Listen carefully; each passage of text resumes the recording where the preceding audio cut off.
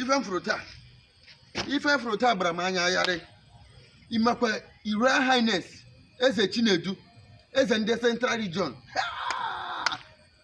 Anyama Honantimo. Look go down to Igbe in the central region that I will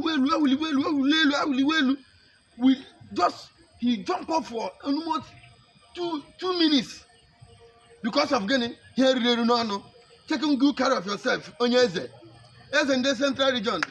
From now goes on, I'm a beauty no loggy.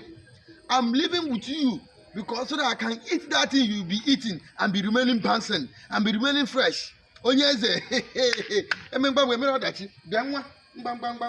I got central region now. We are going to stay with Onyeze. As a chinedu.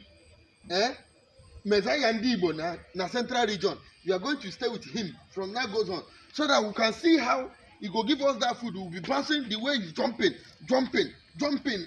for 2 minutes. As in the central region is jumping, we are packing going there. We are going to his house to stay. No longer staying here again. Oh yeah, let's go. As in the central region, as a chinedu, chebrim, ayabiola. I be no longer that thing will be eating, be jumping. That thing will eat it. Oh yeah, let's go. Let's go.